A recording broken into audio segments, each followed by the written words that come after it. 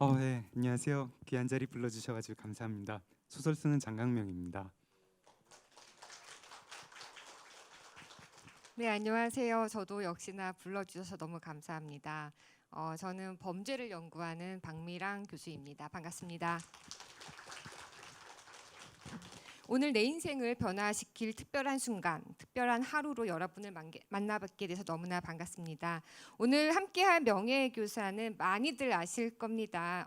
베스트셀러 작가님이시죠. 예, 방금 전에 소개도 해주셨지만 글의 특징이 너무나 이제 사실 개성이 강하신 분이죠. 사실 늘 시의성 있는 소재로 남다르게 글을 써 내려가시는 장강명 소설가님을 오늘 먼저 소개를 해드리겠습니다. 다시 한번 인사 부탁드리겠습니다. 네, 그렇다고 합니다. 제가 장강명입니다. 제가 예. 교수님 좀 소개를 해드려야 되지 않을까요? 아니 근데 제가 먼저 하도록 하겠습니다. 사실 그래요? 제 자랑을 늘어놓기보다는 오늘 작가님을 돋보이게 하고자 제가 먼저 작가님을 소개를 해드리도록 하겠습니다. 사실 저는 처음 보시는 분들이 여기 대다수일 것 같아요. 저보다는 사실 장강민 작가님 훨씬 더 유명하신데요. 작가님 어떤 분이신지 제가 한번 좀 소개를 먼저 올리도록 하겠습니다. 기자를 오랫동안 하셨어요. 근데 기자를 하시기 전에 공학도셨단 말이죠. 공학도가 기자를 하신 것도 상당히 좀 인상 깊으신데 동아일보에서 11년 동안 사회부 정치부 기자로 일하셨고요. 이게 참 기자들의 로망일 것 같은데 한국기자협회 이달의 기자상, 관훈 언론상, 시티 대한민국 언론인상 대상, 동아일보 대특종상, 중앙선거관리위원회 감사장 등을 받았습니다. 이건 기자로서의 이력이고요. 이제 작가로서의 이력을 좀 설명을 해드리도록 하겠습니다. 2011년에 이제 그 등단을 하신 건 거죠. 네, 예. 맞습니다. 표백으로 한겨레 문학상을 받으면서 작품 활동을 본격적으로 시작하셨고요. 열광금지 에바로드로 수림 문학상을 타셨고요. 댓글 부대로 제주 4.3 평화 문학상과 오늘의 작가상을 받으셨습니다. 그리고 이건 상당히 재밌는 소설이죠. 금음 또는 당신이 세계를 기억하는 방식으로 문학동네 작가상을 받으셨습니다. 근데 이것 말고도 쓰신 글이 참 많으세요. 좀 더 나열을 하도록 하겠습니다. 예, 독특한 소재의 장편 소설 호모 도미넌스, 한국이 싫어서, 우리의 소원은 전쟁, 연작 소설 루미에르 피플, 에세이 5년 만에 신혼여행, 팔과 다리의 가격, 르포 당선 합격 계급을 쓰셨습니다. 요즘 또 다른 활동도 하고 계시죠? 예, 요즘은 범죄 소설을 쓰고 있고요. 그래가지고 저기 박 교수님께 많이 여쭤보려고 하고 있습니다. 음, 소설을 쓰시기 전에 또 방송 활동도 하고 계시죠? 방송이야 뭐 교수님 많이 나오시지 않으신가요? 뭐 이렇게 무서운 프로그램에 좀 나오시지 않으시나요? 아유, 저는 사실 아무것도 아니고요. 꾸준히 활동하고 계시는 게 있다고 들었어요. 그 뮤지션 요조님과 독서 팟캐스트 책 이게 뭐라고를 진행하고 계시다고 합니다. 네, 나중에 검색하시고 좀 많이 들어주십시오. 근데 이렇게 보시면 기자 생활을 11년 동안 하시면서 상을 참 많이 받으셨어요. 뭐 이렇게 특별한 비결이 있나요? 그게 저기 뭐 이렇게 조금 그 다 운이라 가지고요. 특히 이제 요즘 기자상들은 혼자서 받는 상이 별로 없거든요. 그래서 좋은 선배들 잘 만나 가지고 이렇게 어떤 특별 취재팀 이런 거 같이 끼게 되면은 좀 뭐 상을 받을 확률이 높아집니다. 제가 예. 뭐 신문사 처음 들어갔을 때 약간 뭐 선배들이 좀 같이 뭐 일을 하자고 했던 게 많았던 것 같아요. 그랬었습니다. 제가 이제 너무 이렇게 남사스럽게 길게 설명을 해주셔가지고 복수로 저도 아니 저희 좀 앉아서 해요. 그럴까요? 예, 서가지고 이게 계속 아, 뭔가 이야기를 하는데 좀 네네네. 저희 복수도 앉아서 편안하게 좀 해주시기 바랍니다. 네. 저 여기 박미랑 교수님도 책 저자십니다. 왜 그들은 우리를 파괴하는가라는 아주 재미있는 또 실용적인 책이지요. 예, 예, 실용적인 실제로 책이죠. 범죄를 피할 수 있는 어떤 그런 조언들도 많이 담겨 있고요. 또 최근에 이제 화제가 되는 그런 어떤 데이트 폭력 이런 거에 대해서 자가 진단 같은 것도 해볼 수 있는 그런 내용들을 담고 있습니다. 또 한국에서 저 데이트 폭력에 대해서 최초로 논문을 쓰셨지요. 아니 뭐 이런 건 자랑거리가 안 되기 때문에 그냥 짧게 하고 넘어가도록 하겠습니다. 사실 장강명 작가님께서 지금까지 보여주신 것에 비하면 제가 하는 것은 너무나 그냥 사실 미비합니다. 아니 예. 저도 준비한 거 좀 많이 있었는데 뭐 이렇게 네네. 한국형사정책연구원에서 부연구위원으로 네. 일하시고 네. 네, 미시건 주립대 플로리다대에서 네. 범죄학을 네. 공부를 하시고 학위를 네. 받으시고 네. 네, 유엔 범죄 예방과 형사사법위원 한국 네.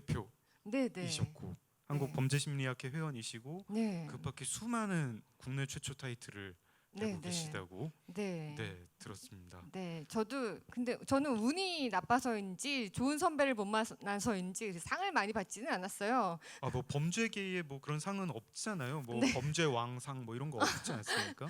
예, 그런 상은 예, 사실 들어본 적이 없지만 아무튼 저는 수상과는 좀 거리가 멀고 혼자서 뭔가 몸이 이끄는 대로 마음이 이끄는 대로 연구를 진행을 하다 보니 남들이 안 하는 것을 용감하게 도전할 기회는 좀 있었던 것 같아요. 그러다 보니 이제 뭐 최초니 이런 타이틀은 좀 갖게 됐는데 상과는 좀 거리가 멉니다. 아, 국내 최초 타이틀이 굉장히 많으신데 이렇게 그게 더 상보다 대단한 거 아닌가? 한 이렇게 업계를 막 여는 거잖아요. 아유, 그렇다 아닙니다, 싶은데. 아닙니다. 네. 네. 사실 여하튼 이렇게 우리가 자랑하려고 온 거 아니니까 네. 일단 이제 저희 치켜 세워주는 건 좀 그만하고 예, 좀 시작이 길었습니다. 예, 오늘 사실 대부분 많이 아시고 오셨겠지만 오늘의 토픽에 대한 이야기를 좀 설명을 드릴게요. 오늘은 장강명 작가님이 소설 속 범죄를 저 범죄학자의 시선으로 함께 분석을 하고요. 또 한번 질의를 하면서 이야기를 좀 나눠볼까 합니다. 먼저 사실 장강명 작가님의 소설을 보면 범죄 행위, 범죄 사실이 소재가 되는 경우가 좀 있어요. 어떤 범죄들이 소설 속에서 등장을 했는지 한번 이야기를 해보도록 하겠습니다. 예, 그 얘기를 한 30분 정도 해보고 그 다음에는 이제 거꾸로 제가 박미랑 교수님을 모시고 범죄학, 특히 이제 박미랑 교수님이 피해자학을 전공을 하시는데요. 그 학문 이름도 사실 많은 사람한테 낯설잖아요. 저는 그런 학문이 있는 것도 부끄럽지만 얼마 전까지 잘 몰랐거든요. 그래서 피해자학에 대해서 얘기를 해보고 좀 전반적으로 저희 두 사람이 이야기하는 내용이 한국 사회는 그럼 어떻게 가야 되겠는가 이런 식으로 좀 방향이 모아졌으면 하는 바람이 있고 그렇게 30분 정도 저희들끼리 이야기를 나눠본 다음에 그 다음에 질문 있으시면은 네, 저희들 나눈 이야기를 가지고 궁금하신 것도 좋고 아니면 그 외에 다른 것도 궁금하신 거 질문해 주시면은 네, 답하고 그렇게 한번 마무리를 해보겠습니다. 예. 제가 먼저 답변하는 시간이죠. 네, 맞습니다. 제가 좀 그러면 질문을 드리도록 하겠습니다. 많은 소설 중에서 사실 작가로 등단하게 해준 표백으로 이야기를 먼저 시작을 해볼까 해요. 네. 사실 표백은 워낙 좀 유명한 소설이 됐지만 여기에 계신 분들을 위해서 조금만 어떤 내용인지 설명을 좀 부탁드리겠습니다. 예. 지금 범죄랑 관련해 가지고 이 책을 소개를 하려면은요. 저는 테러범들의 이야기라고 생각을 합니다. 어떤 젊은 이제 한 대학생이 굉장히 위험한 생각에 사로잡힙니다. 소설 속에서. 지금 한국의 젊은 세대는 과업이 없는 거 아닐까? 할 일이 없는 거 아닐까? 그리고 한국 사회가 젊은이들한테 기회를 안 주는 것 아닐까? 이런 생각을 사로잡히고 거기에 대해서 답이 없다고 확신을 한 나머지 이 현실에 대해서 우리가 분노하고 있다, 고발을 하고 싶다라는 생각을 하게 되면서 그 방법으로 자살을 생각을 합니다. 그래서 자기가 먼저 자살을 하고 미리 같이 자살을 하기로 다른 친구들한테 약속을 받고요. 연쇄 살인이 아니라 연쇄 자살 사건이 일어나면서 그 소설 속 세상에서 굉장히 화제가 되는 그런 내용입니다. 예, 연쇄 자살. 연쇄 자살이요. 예. 사실 주인공 세연이가 다른 사람들의 생각을 조정하면서 사실 자살에 이르게 하는데요. 네. 연쇄 자살을 굳이 이야기했던 건 사실 아까 전에 얘기하신 것처럼 사회에 영향을 미치고 싶고 사회에 뭔가 메시지를 전달하고 싶은 젊은이들이 할 수 있는 보여줄 수 있는 모습은 여러 가지가 있는데 네. 자살이라는 행위를 선택하게 만든 이유는 따로 있으세요? 뭐가 제일 충격적일까? 다른 사람들한테 그런 거를 좀 이제 소설가로서 좀 상상을 해봤거든요. 근데 일단은 뭐 여태까지 보지 못했던 어떤 그런 거를 보여주고 싶었고 소설 속 주인공도 그런 생각을 하고요. 그리고 자기가 어떤 신념을 위해서 뭐 목숨을 끊는다. 이게 뭐 예전에도 어떤 자살이라는 방식으로 저항 운동을 하신 뭐 그런 한국에도 있고 외국에도 있기는 하지만 그거를 좀 더 극단적으로 밀어붙여서 소설 속에서는 이제 자살 방법도 굉장히 끔찍한 방법을 선택을 하자고 결의를 합니다. 그렇게 그런 걸 생각을 해봤어요. 음, 그래서 네, 이게 어떤 제가 생각할 때 다른 신문에서 이제 뭐 뉴스를 볼 때 무슨 사건 사고 뉴스 중에서 뭐 제일 기억에 남는 게 굉장히 뭐 이렇게 우발적인 사고보다는 의도적인 사고 그리고 그 단순히 뭐 피해자 수가 많은 거보다 조금 그 이제 그 사건의 어떤 겪는 고통 뭐 네. 이런 것들에 참혹함 이런 거 있잖아요. 그래서 그런 게 제일 참혹한 게 뭘까 하다 보니까 자살 아닐까 이렇게 생각을 하게 음. 됐습니다.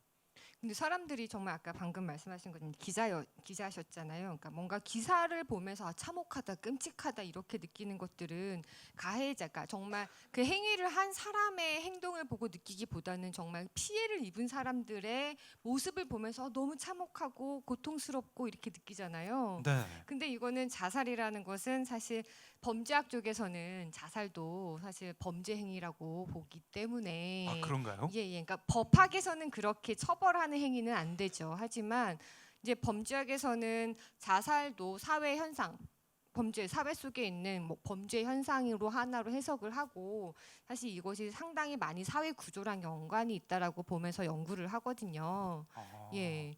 근데 정말 그 가해자가 참혹해지는 그런 모습을 보면서 사람들이 공감을 할 수 있을까요? 사람들은 주로 이제 피해자의 모습을 보면서 가해자를 누군가를 미워하고 싶고 적화시하고 싶고 피해자를 보면서 사실 공감해주고 싶고 이런 감정이 많은 것 같아요. 제가 소설을 쓸 때 예, 예. 거기까지 생각을 못했는데 교수님 질문을 받고 나니까 예. 그게 자살이었던 게 더 괜찮은 선택이었던 것 같습니다. 그러니까 어, 테러 행위 중에서 어떤 자기가 이제 테러를 하면은 늘 피해자가 발생을 하잖아요. 그리고 그거에 대해서 대부분의 반응은 그 피해자에게 공감을 하면서 그 예. 가해자를 굉장히 네. 공격을 하게 되고 네. 비판을 하게 네. 되는데 이 표백 속 테러는 가해자가 곧 피해자란 말이죠. 네, 네. 그렇죠. 그래서 그 소설 안에서 그 행위를 비판하기가 좀 약간 난감해지는 음. 형태이고 왜 저런 일을 했을까라고 이제 좀 메시지에 좀 그 소설 속 등장 인물들이 더 음. 궁금해하게 하는 그런 효과가 있었던 것 같아요. 그런 것 같아요. 아, 약간 사실 저희 범죄학 이론에서 그런 이야기를 하는데 아까 전에 하시던 내용에서 제가 갑자기 들었던 생각이 그거예요. 젊은이들이 희망을 느끼지 못하는 사회 이런 얘기 하잖아요. 사실 네, 범죄학 쪽에서 범죄자들이 왜 범죄를 저지르는가를 설명하는 이론들 중에 긴장 이론이라는 게 있습니다. 이게 사실 사회적 아노미랑 네, 연결을 지어서 설명을 하는데 내가 하고 싶은 것이랑 할 수 있는 것의 간극을 우린 긴장이라고 표현을 하고 네. 이 긴장 지수가 높은 사회일수록 범죄자가 많이 발생한다라고 이야기를 해요. 그러니까 이제 이렇게 긴장이 높을 때 그러면 사실 내가 할 수 있는 수단을 많이 제공해 주는 사회이던가 목표물을 낮춰주는 사회여야지만 이 간극이 줄어들잖아요. 아, 근데 이 사회에서는 이 해야 된다. 다들 바라보는 이상향은 다들 높은데 사회가 너무 불공정하다 보니까 불평등하다 보니까 본인에게 주어지는 수단은 너무나 제한적인 거예요. 그러니까 이런 사람들이 사실 불법적인 방법으로 범죄를 하게 된다라고 이야기를 해요. 그래서 대안으로 되게 이 긴장 지수를 낮춰주는 사회가 옳은 사회다라고 이야기를 하면서 목표물을 다양하게, 그러니까 모두 다 똑같은 길을 가야 된다라고 이야기하는 사회가 아니라 다양한 목표를 인정해주는 사회이든지 아니면은 기회를 많이 주는 수단을 많이 주는 사회여야 된다라고 이야기를 하는데 지금 소설 속에는 그러한 절망감을 느끼는 사람들이 계속 사실 가해자가 되고 피해자가 동시에 되는 걸 이야기를 하는 거잖아요. 제가 긴장 이론이라는 말도 사실 오늘 처음 네, 들었는데 그거에 맞춰가지고 표백 생각해 보니까 네, 되게 설명이 맞아 떨어지네요. 네, 맞아 떨어져요. 저의 소설 속에서 제가 그 세연과 세연 일당들을 그냥 나쁜 애들이라고 묘사하고 싶지는 않았거든요. 예. 그 제가 얘기를 하고 싶었던 건 그 소설에서 얘기를 하고 싶었던 거는 이 사람들이 겪고 있는 어떤 좌절감. 저는 그게 지금 한국 사회의 청년 세대가 전반적으로 그런 좌절감, 열패감을 겪고 있다고 생각을 했습니다. 그래서 소설 속 세연 일당들도 그 좌절감을 고발하는 방식으로 자살 테러를 벌이는 것이고요. 근데 이 좌절감이 어디서 나오냐면 긴장 이론에 따르면 네. 우리가 흔히 청춘, 젊음한테 기대하는 것들이 있습니다. 특히 이제 능력이 뛰어난 젊은이들에게 기대하는 게 있죠. 뭔가 가치 있는 일을 해라. 위대한 일을 해라. 어렸을 때부터 그 얘기를 듣고 자랍니다. 내가 기왕 태어났고 나의 삶의 의미를 좀 보여주고 싶다. 멋진 일로, 가치 있는 일로 보여주고 싶다.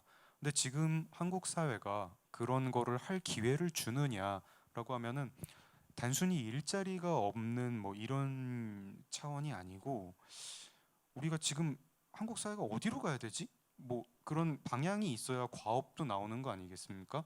어떤 산업화 시대에 1900 내가 뭐 40년대 50년대 태어난 사람이 젊은이가 됐을 때 그때 그 젊은이의 과업은 한국 사회 과업이라는 거 있죠. 일단 좀 잘 사는 나라, GDP 1인당 GDP 1만 달러 되는 나라 그런 걸 위해서 열심히 경제를 일으키자, 잘 살아보자 이런 게 한 세대의 과업이 될 수도 있고 그 다음에는 한국의 민주주의를 좀 가져오자. 우리 젊은 세대가 앞장서서 뭐 이렇게 최루탄 냄새 맡으면서도 좀 이렇게 공동으로 노력을 해서 한국의 민주화를 가져와 보자. 이런 거를 그때 젊은 세대는 그걸 과업으로 생각을 하고 그러면 긴장 이론에서 얘기하는 그 과업이 있고 예. 기회도 있긴 있죠. 기회가 있고, 예. 힘들지만 물론 그거를 해내는 게 힘들지만 기회는 있죠. 공장에 가서 열심히 일을 하거나 뭐 산업화 현장에 가서 일을 하거나 민주화 현장에 가서 일을 하거나. 근데 지금 한국 사회는 막연하게 그 젊은 세대들 자체는 의미 있는 일을 하고 싶고 의미 있는 인생을 살고 싶고 어떤 거기에 걸맞는 과업이 주어지길 바라는데 우리는 지금 어디로 가야 할지 모르고 뭘 해야 할지 모르기 때문에 기회가 없다고 느끼게 되고 여기서 이제 세연 일당들은 좌절감을 느낀 게 아닌가. 와, 제가 써놓은 얘기를 기회 이론에 빌어가지고 다시 해석을 해보니까 이렇게 절묘하게 맞아떨어지는 되게 게 상당히 맞아떨어지는 내용이 아, 많아요. 그리고 또 여쭤보고 싶었던 제가 것은 범죄학적으로 되게 잘 쓴 건가요? 잘 쓰신 것 같아요.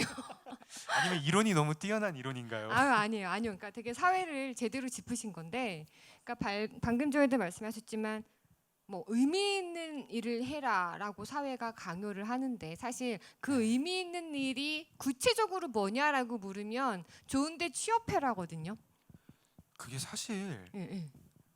어떻게 보면 좀 시시한 일이잖아요. 시시하고 슬픈데요. 그러니까 사회가 추구하는 방향, 그 목표물을 사회가 이만큼을 달성해야 된다라고 이야기하는 사회에서 구체적으로 이게 뭐야라고 물으면 일단은 뭐 좋은 학교 나와야 되고 뭐 취업해야 되고 일단 취업을 못하면은 또 이제 뭔가 이렇게 열등한 시민으로 이제 사실 취급을 해요. 근데 그러면서 사회가 계속 경제적 가치를 강조하는 사회로 가고 있단 말이에요. 근데 사실 아까 전에 목표를 다양하게 해야 된다 뭐 이런 이야기를 했는데 뭐 꼭 돈을 벌지 않아도 남들처럼 부자가 되지 않아도 남들과 다른 길을 가도 사실 다른 분야에서 더 성공하거나 행복감을 느낄 수 있는데 그거를 인정해주지 않는 사회가 사실 더 좌절하게 만든다라고 이야기를 해요. 네. 그리고 또 다른 범죄 이론을 여기서 하나 더 갖다가 붙여드리면 네. 사실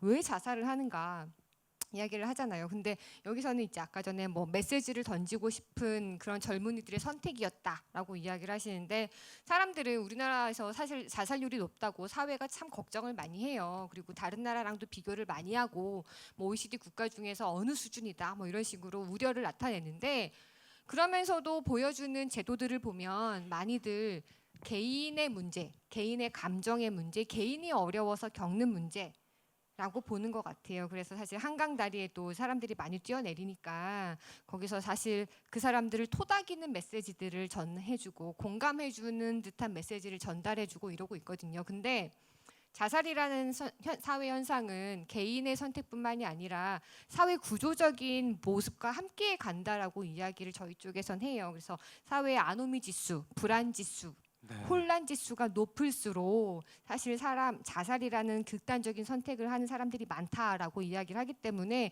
사실 되게 사회 속에서, 그러니까 소설 속에서 혼란을 겪는 좌절하는 젊은이들이 상정을 하시고 그들이 하는 선택으로 자살을 이렇게 하신 건 사실 범죄학적 이론과 사회학적 이론 되게 잘 맞아 떨어지는 네. 제가 쓴 소설이 이렇게 이론적으로 튼튼하다는 걸 깨닫게 되는 특별한 하루였습니다. 어, 이거는 아마 소설 속 상황은 아니고 소설을 예. 쓸 때 저의 상황을 더 잘 설명해 주는 이론 같아요. 그러니까 제가 이 표백이라는 소설을 쓰면서 이제 이야기하고 싶었던 것 중에 하나가 이 소설 속 젊은이들이, 물론 실제 젊은이들이 그러면 절대 안 되겠고요. 근데 소설 속 젊은이들을 자살로 몰아넣는 게 무엇이냐라고 얘기를 할 때 한국 사회가 지금 뭔가 좀 젊은이의 자살을 권하는 모양새다. 그런 압박이 있다. 이게 이제 현실로 드러나지는 않기를 바라면서, 근데 제가 이렇게 써보면은 그럴싸하지 않느냐, 이런 거 가능하지 않겠느냐, 그리고 어떤 그런 자살 충동 같은 것들이 좀 세대의 젊은이들 사이에 퍼지고 있지 않겠느냐. 그 충동은 분명히 한국 사회 구조가 가지고 온 것이죠. 예. 그런 이야기를 하고 싶었습니다. 그 저의 주제는 뭐 요약하면 그 이론과 마찬가지로 예. 예. 한국 사회가 네. 젊은이의 자살을 지금 네. 불러오는 사회 아닐까, 그쵸. 이런 이야기였습니다. 그러니까 범죄학에도 되게 뭔가 범죄자가 왜 그러한 범죄를 저지를까에 대해서 되게 마이크로하게 접근하는 이론들도 있지만 상당히 거시적으로 매크로하게 접근하는 이론들이 있는데 그런 측면에서 되게 잘 맞아떨어지는 것 같다는 생각이 들어요. 그리고 모르겠지만 저도 몇 권을 읽어본 결과 뭔가 사회에 대한 이야기, 개개인에 대한 이야기보다는 사회에 대한 이야기, 변화에 대한 이야기를 좀 하고 싶다라는 욕구를 읽었기 때문에 네, 사실 좀 그런 게 잘 맞아 떨어지는 것 같아요. 고맙습니다. 다음 책은 또 어떤 거가 또 이론적으로 뒷받침을 해주시겠습니까? 댓글 부대 한번 이야기를 아, 해보고 싶습니다. 이거 이론적 뒷받침이 되는지 모르겠는데 부담스럽습니다. 이론적이기보다는 이 이론을 사실 저희가 뭐 의도하고 이야기하는 건 아니었잖아요. 사실 저희가 뭐 이론을 얘기하자고 이 자리를 만든 건 아니었는데 댓글 부대는 혹시 여기 읽으신 분들 계실지 모르겠지만 읽으면서 정말 분노도 사게 하고 사실 웃음도 주고 막 이랬거든요. 네. 예.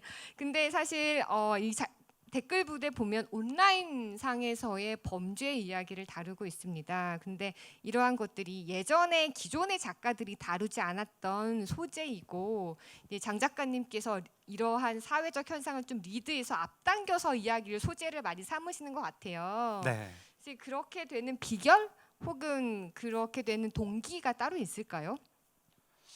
글쎄요. 그게 뭐 사실은 정말 솔직하게 말씀을 드리면 그냥 운이 좋았다고 생각을 하고요.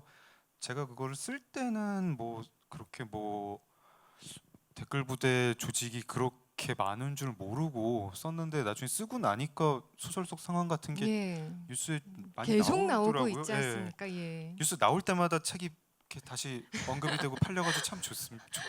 좋은 거 아닌데, 네, 그런 뉴스 안 나오는 게 제일 좋죠. 예. 근데 제가 뭐 일단은 운이 좋았고 그 다음에는 그 댓글 어떤 인터넷 문화, 또 인터넷 안에서 지금 온라인 공동체라는 게 생겨나는 것 같습니다. 그걸 보면서 조금 이렇게 촉이라 그래야 될까요? 이거 좀 이상한데? 네. 이거 누가 이용해 먹으면 되게 끔찍한 일 벌일 수 있겠다. 조금만 뭐 한 서너 명이서 뭐 자금, 군자금이라고 부르는 게 나을까요? 뭐 예산 얼마라고 부르는 게 나을까요? 뭐 크지도 않은 돈 뭐 몇 억 가지고 한 몇 명이서 작전을 벌이면 이런 일도 벌일 수 있겠다라고 이제 좀 상상력을 펼쳐봤습니다. 음. 상상력 펼쳐봤고 기존에 제가 이제 한국 사회에 대해 이해하던 것, 뭐 나쁜 일을 할 기회가 있고 나쁜 일을 할 자원이 있을 때 나쁜 일이 일어나는 곳이라는 그런 생각이 있었고 이렇게 일어나지 않을까? 뭐 그런 생각으로 사실은 스스로도 뭐 이러지 않을까 하면서 썼는데 아, 네. 그래가지고 좀 놀랐습니다. 그래요? 이러지 않을까 하면서 썼던 댓글 부대 내용 조금만 설명을 해주시면 여기 오신 분들이 이해를 좀 더 잘 하실 것 같아요. 줄거리 잠깐만 소개해 주실 수 있으세요? 요거는요 약간 글쎄 뭐 이렇게 악한 소설, 피카레스크 소설이라고 하는 그런 형태를 좀 취했는데요. 지금도 온라인 바이럴 마케팅 회사들이 있는 걸로 압니다. 뭐 조금씩 뭐 이렇게 댓글을 뭐 이렇게 인위적으로 막 달거나 SNS에 어떤 그게 가짜 게시물이라고 해야 될지 진짜 게시물이라고 해야 될지 모르겠습니다. 게시물을 달아가지고 온라인 여론을 이렇게 바꾸려고 하는 그런 마케팅 회사들이 있는데요. 그런 마케팅 회사한테 어둠의 조직이 옵니다. 뭔가 좀 이제 뭔가 좀 정보기관이랑 한 발 걸친 것 같고 뭔가 경제단체랑 한 발 걸친 것 같은 어떤 사조직이 자기를 하포회라고 부르는 사조직이 와서 이제 여러 가지 과제들을 줍니다. 이런 일을 해달라, 이런 일을 해달라. 그런 과제들이 지금 온라인 뭐 어떤 상에서 이슈가 되는 일들이고요. 뭐 어떤 영화에 대한 평을 바꿔달라, 좀 진보적인 내용을 담은 영화에 대한 평을 바꿔달라든가, 또는 이제 뭐 진보적인 이렇게 젊은 여성들이 모이는 커뮤니티를 파괴를 해달라, 거기 문을 닫게 해달라. 그리고 그거보다 더 큰 다른 커뮤니티를 파괴를 하게 해달라. 이러면서 점점 미션들이 늘어나요. 나중에는 지금 10대들의 문화를 아예 좀 이렇게 자기들이 원하는 방향으로 바꾸는 그런 작업 같은 것까지 맡기게 되고, 이러면서 그 일을 받은 새 젊은이가 서서히 타락하고 또 뒤에 약간 반전도 있고, 그걸 한 명은 이제 좀 고발하려는 듯하고 뭐 이런 내용입니다. 네. 근데 저는 읽으면서 그런 생각을 했어요. 아, 이런 글을 쓰려면 이분들 직접 만나서 같이 활동을 해보나? 이런 생각을 했거든요. 그러니까 이분들이 어, 뭔가 방법을 알려주면 이렇게 정말 해보고 뭔가 확신을 얻어가나? 이런 생각을 했거든요. 아니 제가 그 질문 정말 많이 받았거든요. 네네. 그 질문 정말 많이 받았고, 제가 평소에는 다른 소설 쓸 때는 꽤 취재를 많이 하는 편입니다. 아, 예, 예, 꽤 예. 취재를 많이 하는 편인데 댓글 부대는 정말 별로 취재 안 하고 그냥 뭐 거의 뭐 상상으로 썼습니다. 제가 어떤 바이럴 마케팅 회사에 대한 이야기만 하나 아는 친구 통해서 듣고, 나머지는 정말 상상이었는데 이게 나중에 뭐 이렇게 되게 현실이랑 맞아 떨어지는 게 많아가지고 저도 이거 쓸 때 내가 무슨 뭐 신이라도 내렸나 뭐 이런 생각 조금 하기도 하고 그랬습니다. 네. 근데 사실 이게 마음껏 사실 책을 읽으면서 그 젊은이들을 사실 조금 비난하거나 미워할 수 있었던 이유가 그 분들이 그러니까 사실 이게 막 일상생활에서의 보통 사람들이 이야기하는 정상적인 생활이나 정상적인 사회생활을 영위하면서 지내는 사람들이 아니란 말이죠. 그러니까 뭔가 네, 사회에서 정말 이런 표현을 써도 될지 모르겠지만 뭔가 찌질해 보이고 네, 뭔가 네. 잘 못하고 이런 사람들이 그런 암흑 세계에 빠져서 이렇게 하니까 꼭 뭔가 범죄 영화 볼 때 뭔가 나쁜 사람들이 나쁜 행동을 하는 것만 같아서 그냥 마음껏 미워할 수 있었는데, 상상을 하실 때 일반 정말 정상인이 회사도 다니고 멀쩡하게 사회생활도 하고 이런 사람을 알바 형식으로 그렇게 그런 바이럴 마케팅에 활동을 하는 건 상상해 보신 적 없으세요? 아, 이게 사실 그거 되게 이제 정말 교수님 날카로운 눈썰미로 짚어주셨습니다. 제가 그 소설 속 댓글 부대에서 정말 극악무도한 일을 하는데, 이거를 하는 새 젊은이가 처음부터 나쁜 걸로 묘사하고 싶지는 않았어요. 처음에는 뭐 나쁘다기보다는 약간 불량기가 예, 있다? 예, 뭐 이 예, 정도? 예, 그냥 우리 예. 뭐 고등학교에 가면은 뭐 모범생은 아니지만 그냥 뭐 이렇게 껄렁하고, 뭐 이제 소설 안에서는 일배를 열심히 하는 젊은이들로 나옵니다. 일배를 열심히 하는데 뭐 그냥 재미로 하고 있습니다. 재미로 하고 있고, 제가 생각한 거는 이 젊은이들이 이 일을 하면서 그러니까 한국 사회를 타락시키지만 동시에 자기들도 타락해가는 과정을 그리고 싶었습니다. 그거를 좀 너무 이렇게 너무 타락해가는 걸 그려가지고 약간 거기에 조금 거부감을 가진 독자들도 있으셨고, 근데 그리고 그냥 단순히 타락해 가는 게 아니라 이 젊은이들이 거기에 유혹이 되는 것도 네. 얘기를 해보고 싶었어요. 이 젊은이들도 어떻게 보면 표백의 젊은이들하고 맞아요. 네. 비슷합니다. 네. 예. 자기들이 뭔가 한국 사회에서 길이 막혀 있다고 생각을 해요. 할 수 있는 일이 아무것도 없고, 특히 이제 이 젊은이들은 표백 젊은이하고 달리 뭐 취업을 한 상태도 아니고 그쵸. 뭔가 한국에서 좀 낮은 평가를 받는 여러 가지 사회 계급 속에 있는데, 이 어둠의 조직이 이 젊은이들을 포섭하는 과정이 단순히 돈을 많이 주는 게 아니라 네가 하는 일이 정말 의미가 아. 있다, 이렇게, 그리고 너는 그 일을 정말 잘한다라고 북돋워 줍니다. 예. 그리고 굉장히 어떤 삶의 의미를 주는 것 같이 예. 해줍니다. 나중에 이 젊은이 중에 한 명은 돈 때문이 아니라 정말 자발적으로 그 일을 합니다. 한국의 10대를 이렇게 바꿔야 대한민국의 미래가 있다는 식으로 자기도 모르게 세뇌가 돼 있어요. 더 열정적으로 그 일을 하고 있고, 그 과정을 좀 공들여 가지고 쓰고 싶었습니다. 그 음. 어둠의 조직을 이끄는 수장인, 네, 어떤 노인을 만나 가지고 듣는 이야기, 거기에 정말 감복이 되는데, 어떻게 보면 소설 속에서 제일 충격적이고 무서운 내용입니다. 왜냐하면 읽는 독자들도 내가 잊혀지면은 약간 설득이 될 것 같다, 그리고 나도 결과적으로 이 나쁜 일을 할 것 같다라는 거였고, 제 소설들이 어떻게 보면은 좀 사람들한테, 독자들한테 섬뜩하고 되게 불편한 기분을 주는데, 그 이유 중에 하나가 어떤 굉장히 소설 속에서 나쁜 일을 저지르는 사람의 심리를 좀 알 것 같이 해주는 거. 자살하는 청년들에 대해서도 왠지 좀 이렇게, 아유, 나하고는 완전히 다르다라든가, 이 댓글 조작을 벌이는 악한들에 대해서도 나는 저런 일은 절대 안 할 것이다라는 그런 믿음을 제가 좀 흔드는 편이죠. 그리고 그게, 예, 흔드는 편이 저의 의도입니다. 저의 의도고, 우리도 이 상황에 빠지면 이렇게 되는 거 아닐까? 이런 생각을 좀 하게 만들고 싶고, 왜 이 사람들은 이런 범죄를 저질렀을까 하는 생각을 하게 하고 싶었고, 그렇습니다. 근데 제가 네. 연구를 하면서 교도소에서도 그렇고 일상생활에서도 범죄자들을 만난단 말이죠. 근데 네. 제가 그 사람들과 만남을 가지면서 늘 하게 되는 생각이 이거예요. 아, 예. 그런가요? 예, 교수님도 그런 범죄를 정말로 저지를 수 있... 예, 그들과 나의 경계가 어디에 있을까? 경계가 있을까라는 생각. 그리고 이제 또 범죄 예방 정책도 제안도 해야 되고 막 이러다 보니까 네. 늘 이렇게 일반 사람들에게 좀 메시지를 던지고 싶은 게 너무 타자화하지 말아라.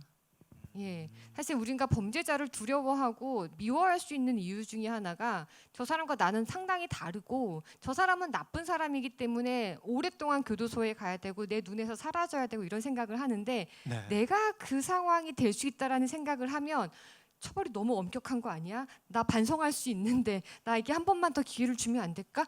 이런 생각을 하게 되거든요. 아, 저 정말 이렇게 오늘 너무 주제에 딱 들어맞게 저희가 얘기를 나누고 있어가지고 그런데, 소설 속 범죄잖아요.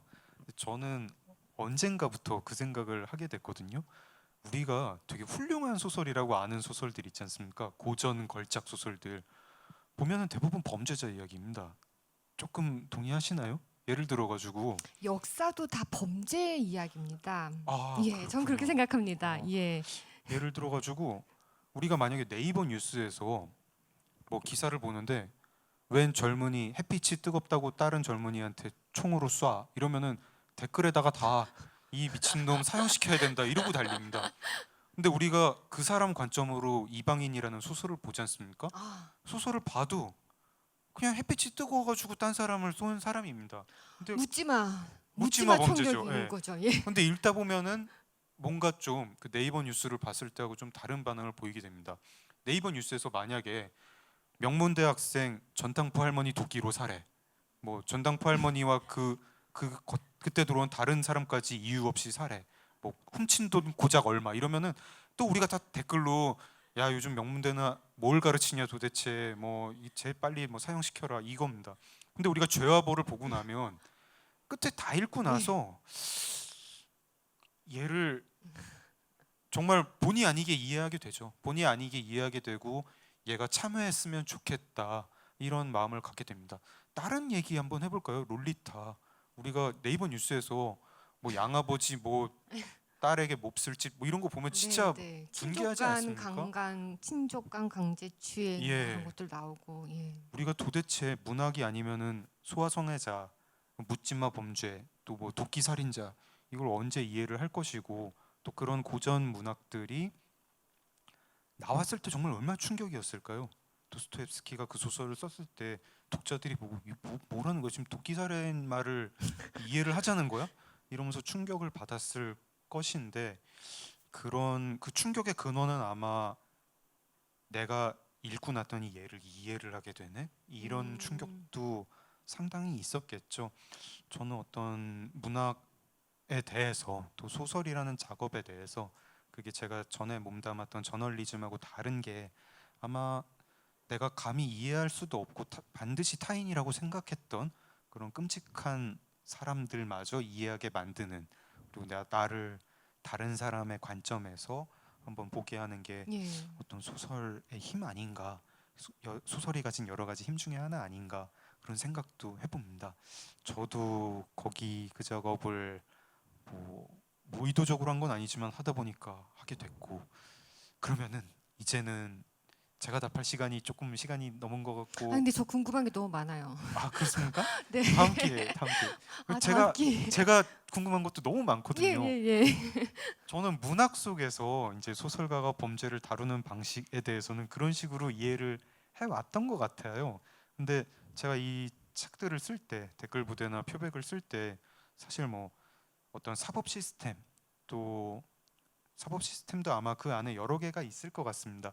수사 시스템도 있을 것이고 그다음에 처벌을 내리는 어떤 그런 판결 시스템이라고 예, 해야 예. 될까요? 뭐 예. 판결까지 가는 뭐 뭐 기소와 형사사법 시스템 전반에 형사 관한 예. 예. 그런 거는 생각을 못 해보고 이제 썼는데 그런 거에 대해서 이제 좀 여쭤보고 싶어요. 일단은 네. 아니 근데 기자를 하셨기 때문에 딱 네. 기자가 되면 처음에 경찰서에 출입하는 사회부 기자로 시작을 하지 않습니까? 네. 그러니까 정말 그 경찰서에 가서 기자실에서 계속 범죄자들 만나고 경찰이 어떻게 대하는지 보실 거고 그 중에서 이제 팩트만을 골라서 기사를 쓰시는 걸 계속 하셨을 텐데 그게 그렇게 궁금하신가요? 아 이것도 진짜 이렇게 제가 말씀을 드리면 아 하실 거예요. 지금은 이제 교수님 말씀이 맞는 것 같죠. 제가 말씀을 드리면 아 하실 건데 제가 범죄 소설 쓰다가 깨달은 게 있습니다. 아 기자 때 내가 범죄를 가지고 기사를 쓴 게 사건 터졌을 때랑 범인 잡혔을 때밖에 없구나. 그리고 판결 났을 때 이때밖에 없구나 그렇게 생각을 했습니다. 그 과정이 어떻게 되는지 이제 범죄 소설을 쓰려면 범죄 소설이라는 거는 제가 쓰는 거는 지금 형사가 범인을 쫓고 있는 건데 어떻게 수사를 하는지 몰랐어요. 어떻게 수사를 하고 이 수사를 하시는 분들은 이 범인을 적법한 절차에 따라 잡아야 이후에 공소가 되고 얘가 이제 적합한 벌을 받기 때문에 그걸 굉장히 신경을 쓰시면서 수사를 하는데 예. 그 과정 전혀 몰랐고 제가 늘 썼던 거는 야 강명 오늘 뭐 어디서 뭐 터졌댄다 빨리 가봐라. 그래서 막 가가지고 그날 터진 거 쓰고 그 다음에 이제 뭐 한 그게 정말 큰 사건이면은 뭐 며칠 조금 더 쓸 수는 있죠. 그러다가 걔 잡혔댄다 빨리 브리핑하는 거 들으러 가래가지고 브리핑하러 가가지고 얘는 어떤 놈이었나 이런 거 썼던 네. 거예요. 그러니까 저는 그러니까 이렇게 사건이 터지면 기자분들이 전화를 많이 하세요. 네. 전화를 이제 기사 쓰는 과정에서 전화를 많이 하시는데 교수님 오늘 그 기사 보셨죠? 여기에 대해서 전문가 멘트 한 마디만 해주십시오. 네네. 왜 이랬을까요? 왜 이랬는지 저 잘 모르겠는데요. 이렇게 나오거든요. 그러니까 그 멘트 기사 쓰는 과정에 그 멘트 때문에 전화를 되게 많이 받는데, 그러니까 사건이 딱 터지면 가서 어떤 사건이 터졌다. 뭐 가해자가 있고 뭐 피해자는 어떤 상황이었다. 이거 네. 쓰시고 네. 잡히면 잡혔단다. 얘가 뭐 잡힌 애는 어떤 애였단다. 뭐 확실해졌다. 뭐 이런 거죠. 그러면서 그렇죠. 한남대 뭐 박미랑 교수에 따르면 그는 어렸을 때부터 예, 소외된 뭐. 가정에서 자라나 뭐 이렇게 됐었을 확률이 높고 예. 범죄 형태로 보았을 때 네, 평소 네. 열등감이 있었던 것으로 보인다. 네, 예. 뭐 그런 거죠. 또 이렇게 뭐 살인 사건의 경우에는 뭐 살인 뭐 사체가 뭐 심하게 훼손되고 뭐 어떻게 된 것으로 뭐 원한 관계로 보인다. 뭐 이런 것들 있지 않습니까? 예, 네네. 예, 예. 아, 오늘 이 문화예술 명예교사 특별한 하루의 주제가 되게 정해지는 것 같습니다. 평소에 저희가 이제 범죄를 신문 기사로 이런 식으로 보고 소화를 하지 않습니까? 근데 아마 얘가 왜 이랬을까를 조금 더 깊이 보여주는 게 문학 소설에서 범죄자의 이야기인 것 같아요. 소설이 그거를 왜 이랬을까를 보여주는 것 같고, 또 기사가 얘기하지 않는 게 있죠. 그럼 우리는 어떻게 해야 되는가? 이거를 어떻게 우리가 대처를 해야 되는가? 기사는 정말, 기사도 가끔 보면 테러 같습니다. 던져주고 끝입니다. 이런 맞아요. 끔찍한, 예. 이런 죽일 놈이 있습니다라고 던져주고 끝입니다. 근데 그거 어떻게 해야 되는지, 거기에 대해서 이제 제가 주도권을 가지고 박미랑 교수님께 여쭤보겠습니다. 어떻게 해야 되는가에서 정말 와, 한 분야를 내가 완전히 빼먹고 있었구나, 한 분야를 아예 생각을 못했구나, 큰 영역을, 그런 게 있었습니다. 바로 피해자에 대한 이야기였고, 우리 기사를 던져줄 때 보면은 대부분 댓글도 그 가해자를 죽일 놈이다 이렇게 가게 되는 거, 기사 자체도 가해자에 맞춰져 있고 얘는 왜 그랬을까에 맞춰져 있습니다. 근데 교수님 전공 분야가 피해자학. 제 전공 분야는 아니고 피해자 네. 학도 가르친다. 아, 뭐 이 피해자학도 정도입니다. 가르친다. 예, 공부를 했다. 뭐이 정도입니다. 예. 국내 최고의 피해자학 전문가. 아이 그렇게 권위자. 하시면은 저 학교에서 혼납니다. 왕따 당합니다. 피해자학을 조금 가르치고 있습니다. 근데 사실 국내에서 피해자학 과목이 정규 커리큘럼으로 편성된 학교가 많지는 않아요. 네. 왜냐하면 많은 학교들이 경찰행정학과라는 이름을 가지고 있는데 범죄학과라는 이름으로 있는 학교가 많지가 않거든요. 근데 사실 피해자학이라는 것은 범죄를 잘 알기 위해서 사실 발생한 태동한 학문이에요. 그러니까 사람들이 범죄가 왜 발생할까 궁금해 하잖아요. 그리고 네. 어떠한 특징들이 있을까 이런 걸 궁금해 하는데, 그러면 가해자는 누구를 왜 선택할까? 그리고 피해자는 어떤 상황에 있었을까? 이런 거를 연구를 같이 하다 보니까 범죄를 더 잘 이해하기 위해서 사실 사이드로 태동한 게 피해자학이거든요. 네. 근데 그렇게 태동을 해서 보니까 놓치고 있었던 게 너무나 많다는 걸 깨달은 거죠. 아, 그러니까 예를 들면 우리가 지금 아까 전에 형사사법 시스템에 대한 이야기를 쭉 하셨는데, 범인이 이제 뭐 범죄를 저지르고 붙잡히 경찰한테 조사를 받고 검찰에서 기소가 되고 법원에서 선고를 받고 교도소로 갈 사람들은 이제 교도소로 가고 또 나오면 가석방이 된단 말이죠. 석방이 돼서 이제 보호관찰소에서 보호관찰을 받아요. 네. 이 과정에 대해서 사람들이 범죄자가 잡혀서 어떤 징역형을 받는지까지만 일단 관심이 있어요. 네. 범죄자가 처벌을 받는 과정까지만 일단 관심을 갖는 거죠. 이런 형사사법 시스템을 우리가 영어로 표현할 때 크리미널 저스티스 시스템이라고 불러요. 근데 우리가 범죄자를 크리미널이라고 부르거든요. 네. 네. 그렇죠? 예, 그러니까 범죄자 위주의 사법 시스템이에요. 근데 네. 왜 그렇게 됐는지 살펴보면 사실 범죄가 먼저 발생했어요. 법이 먼저 발생했어요.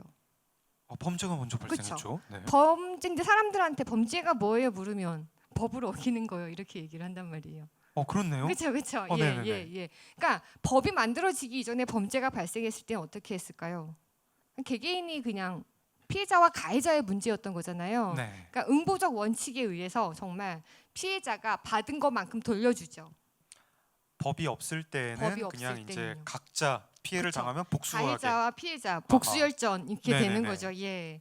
근데 이게 얼마나 불합리하고 약간 효율적이지 못한 시스템이에요. 그러다 보니까 법을 만들어서 국가가 이제 네. 그 시스템 안에 들어가서 대신 피해자를 대신해서 처벌해주는 이제 시스템이 된 거죠. 그러다 보니까 사실 우리가 이제 그 전에 크리미널 저스티스 시스템이 되기 전에는 빅팀 저스티스 시스템이었단 말이에요. 그러니까 피해자가 그 사건의 반반의 이제 포션을 이제 가지고 있는 거죠. 네. 중요도가 그 정도 있는데, 이제 시간이 지나고 국가가 들어오면서 피해자는 쏙 빠지고 국가가 대신 처벌해줄게라고 했단 말이에요. 네. 그러니까 피해자는 그 다음부터 역할이 없어요.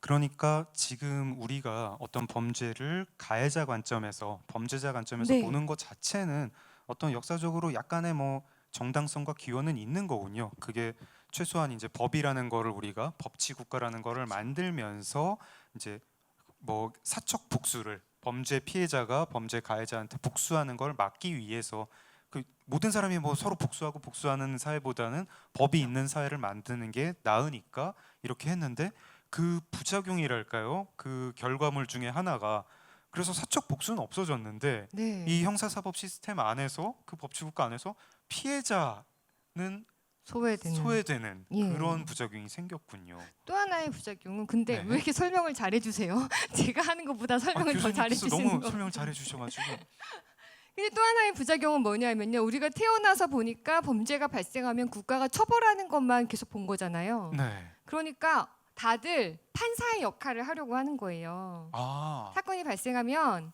사실 그러니까 처벌을 어떻게 해야 되는지만 이슈화가 되는 거죠. 아 그렇군요. 그러니까 인터넷 댓글도 다들 뭐 형을 어떻게 해야 된다, 뭐 어떤 처벌을 해야 된다 이런 것만 논의를 하고 있는 거지 피해자에게 무엇을 해줘야 된다라고 심각하게 고민하는 사회가 안 된 거죠. 근데 그거는 본 적이 없어서 그런 게 아닐까라는 생각이 들어요. 그렇군요. 전당포 도끼살인마 뉴스가 나면 댓글에 저놈 저기 예. 시베리아 형무소로 빨리 보내가지고 해야 된다라는 예. 것만 나지 그 피해자가, 피해자의 뭐 가족이라든가 예, 누구를 어떻게 위해서 겪고 어떻게 해야 있고, 되는가 예. 네. 아니면 뭐 다른 전당포 운영하는 분들한테는 어떻게 도와줘야 되는가 도와줘야 이런 얘기 되는지 안 하죠. 안 하죠. 이것도 어떻게 보면 그 가해자 관점의 네, 형사사법 시스템의 그렇죠. 결과물인 거군요. 그러니까 사건이 발생하면 경찰이 하는 말이랑 범죄자, 가해자가 하는 말만 우린 들을 수 있어요.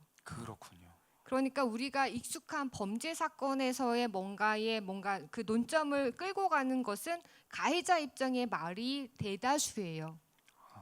그러다 보니까 우리는 피해자가 정말 어떤 상황에서 피해를 입었고 어떤 상황에서 무엇을 느끼는지 어떤 도움이 필요한지는 한 번도 들어본 적이 없는 거예요. 그래서 사건이 발생을 하고 나면 여론 자체도 되게 가해자 입장에서의 무엇을 판단을 하려고 해요. 그러니까 가해자가 한 말을 듣고 사건에 뭐 뭔가를 자꾸 이렇게 판단하려고 저울질을 하려고 하고 뭐 판단을 내리려고 하는 거죠. 이제 피해자 당사자도 자기 사건에서 소외를 당하고요. 그렇죠. 그리고 이 우리 일반인 그냥 우리 대중들도 어떤 범죄를 보는 방식이 자기가 판사인 것처럼 그쵸. 이렇게 보게 되고요.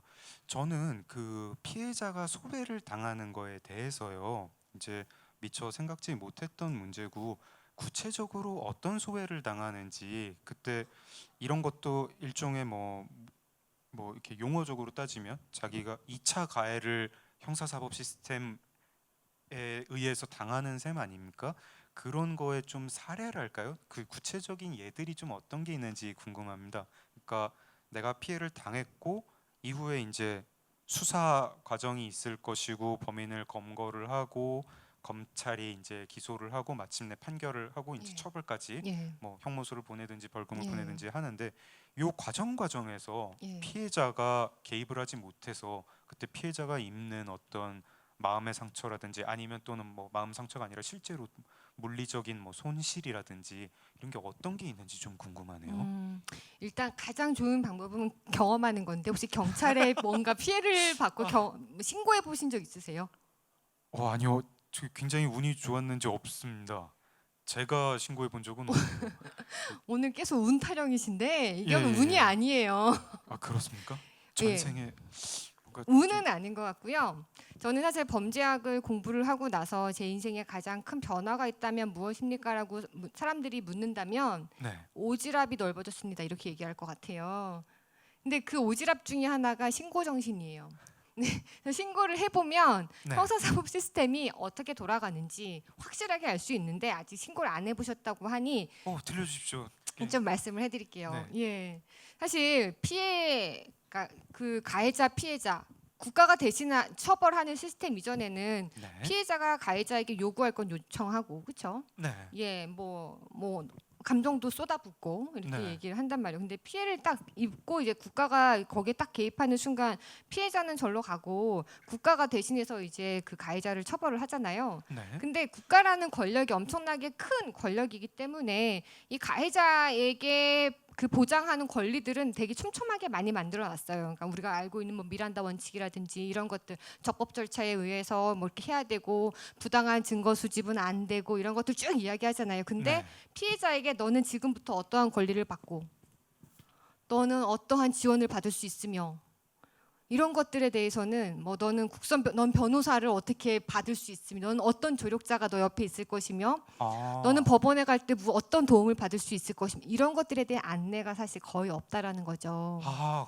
예, 그렇습니까? 시작부터 그렇습니다. 예. 아. 그러니까 사람들은 사실 형법 하시는 분들도 이제 형을 내리는 것에 되게 관심이 많으시다 보니까 정말 그 사건이 터지고 나서 이 국가 권력이 개인이라는 가해자에게 그 권력 행사를 할 때 너무나 과도한 것들을 부당하게 하는 것은 아닐까에 대해서는 감시망이 많은데 사실 피해자에게 어떠한 지원을 해줘야 될지 사실 조금 관심이 없었죠. 그러니까 피해를 입으면 물리적인 피해와 함께 트라우마, 심리적인 피해도 함께 있단 말이죠. 그렇죠. 여기에 대한 지원을 함께 해주려고 해야 되는 거죠.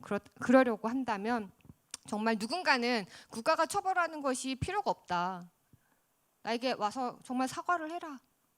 이것을 요구할 수도 있어요. 네네네. 근데 또 다른 측면에서 그러니까 그거 필요합니다 이렇게 얘기를 할 수 있는데 또 다른 측면에서 보면은 양형 기준에 보면 피해자가 처벌을 원했냐 안 원했냐, 피해자의 처벌 원함, 피해자가 처벌을 원치 않음 이것이 감경 사유가 되고 가중 사유가 되고 이렇게 되거든요. 아하. 그렇다고 하면 어떻게 보면 사람들은 이 사람이 절대적으로 뭔가 잘못한 것에 대해서 거기에 비례해서 처벌을 해줘라고 이렇게 보고 있는데 또 피해자가 거기에 또 들어가게 되면 피해자에 따라서 내 죄가 달라지게 되는 문제도 발생하는 거예요. 사실 네. 어떤 것이 옳으냐에 대해서는 좀 더 깊이 생각을 해봐야 될 것 같아요. 지금 피해자가 소외되는 이야기들을 계속 나눠보고 있는데요. 이제 범인이 잡힐 때까지의 이야기인 것 같습니다. 제가 이야기로는 한 2가지쯤 되는 것 같네요.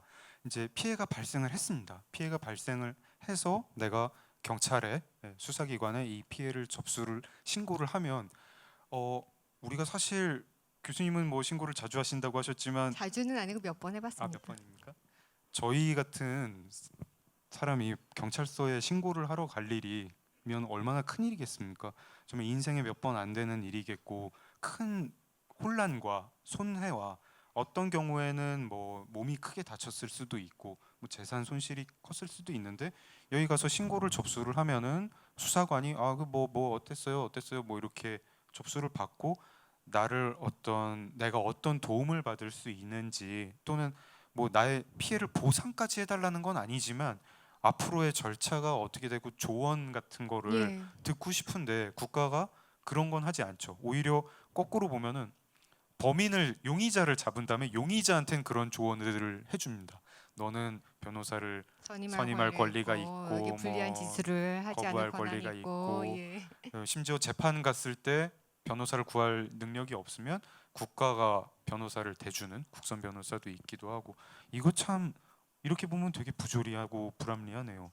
그 과정이 하나가 있고 그 다음에 2번째는 피해자가 이제 범인이 잡혔을 때 나의 이 범인한테 내리는 처벌을 뭐 우리가 아까 이미 법치주의 사회라고 했으니까 어느 정도는 국가가 그거를 뭐 벌을 내리는 겁니다만은 그 와중에도 양형이라는 게 있습니다. 이제 판사가 뭐 똑같은 범죄를 저질렀다고 해도 사실 세상에 완전히 똑같은 범죄는 없으니까요. 얘가 뭐 뉘우쳤느냐 안 뉘우쳤느냐, 초범이냐 아니냐, 죄질이 얼마나 나쁘냐, 또 뭐 여러 가지 사정을 감안해서 뭐 부양해야 될 부모님이 있느냐에 따라 가지고 기준이 조금 달라지는데 이 기준은 지금 정말 판사 마음이고 피해자 입장에서는 그러지 말고 얘가 감옥 가는 것보다 그냥 감옥도 안 가도 되는데 나한테 무릎 꿇고 진심으로 사죄를 했으면 좋겠다. 그러면 내가 원하는 건 그것이다 라고 할 때 이런 요구를 국가가 받아들이지 않는 셈이군요.